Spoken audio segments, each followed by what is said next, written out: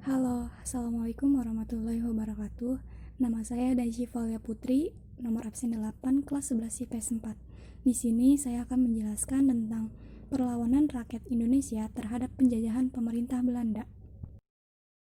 Berbagai perlawanan yang terjadi pada masa penjajahan Belanda antara lain, yang pertama ada Perang Padri, sekitar tahun 1803 sampai 1838. Perang Padri merupakan perang yang dipimpin oleh Tuanku Imam Bonjol melawan pemerintah kolonial Belanda.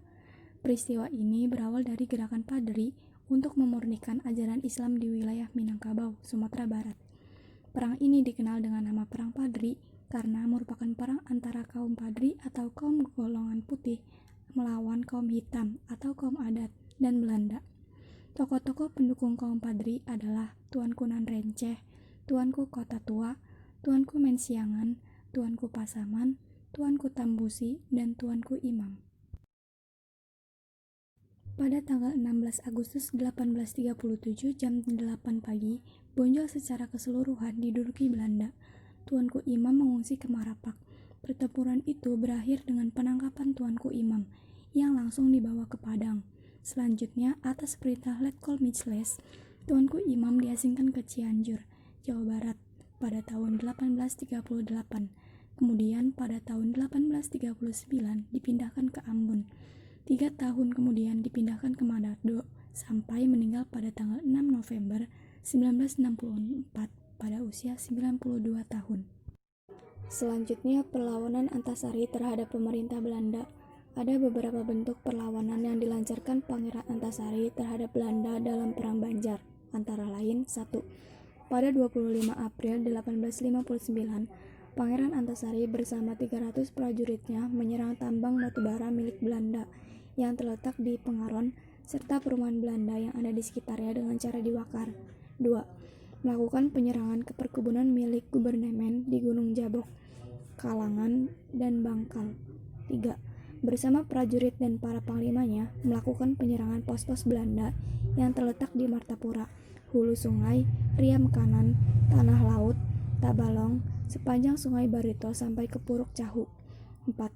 Merebut benteng Pengaron serta mengambil alih tambang Nassau Orange milik Belanda. 5. Melakukan perang gerilya serta membuat kerajaan baru di pedalaman dan benteng-benteng pertahanan. Dan yang terakhir, melakukan penyelundupan senjata untuk mensenjatai peperangan yang dibantu oleh para pangeran-pangeran di Banjar. Selanjutnya ada Perang Tapanuli pada tahun 1878 sampai 1907. Perlawanan rakyat Tapanuli terhadap penjajahan Belanda atau VOC terjadi pada tahun 1878 sampai 1907. Sekitar tahun 1973, bangsa Belanda mulai memasuki daerah Tapanuli Utara dengan alasan memadamkan aktivitas pejuang-pejuang Padri dan para pemimpin dari Aceh yang banyak melarikan diri ke daerah Tapanuli. Ternyata, Belanda memiliki tujuan lain, yaitu keinginan untuk menguasai wilayah Sumatera Utara.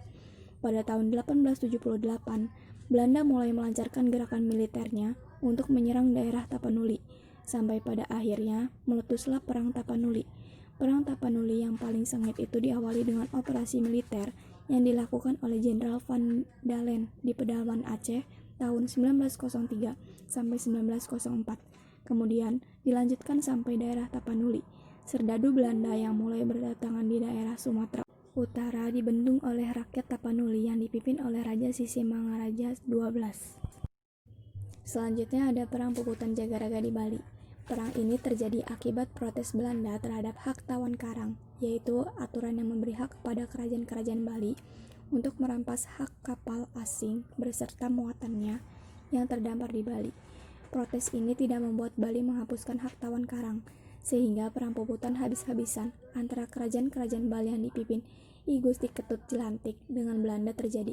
Belanda berhasil menguasai Bali karena kekuatan militer yang lebih unggul. Dan yang terakhir ada perlawanan Kerajaan Aceh. Perang Aceh dilatar belakangi Traktat Sumatera pada tahun 1871 yang menyebutkan bahwa Belanda bebas meluaskan wilayah di Sumatera termasuk Aceh. Hal ini ditentang Teuku Cipditoro, Cut Mutia, Teuku Umar, Cut Nyakdin, dan Panglima Polim. Belanda mendapatkan perlawanan sengit dari rakyat Aceh.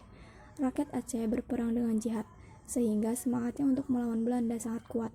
Untuk menghadapinya, Belanda mengutus Nok Hurgronje untuk meneliti budaya dan karakter rakyat Aceh.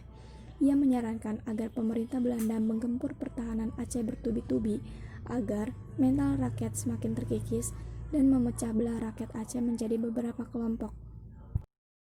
Demikianlah penjelasan dari saya, kurang lebihnya mohon maaf. Sekian, terima kasih. Wassalamualaikum warahmatullahi wabarakatuh.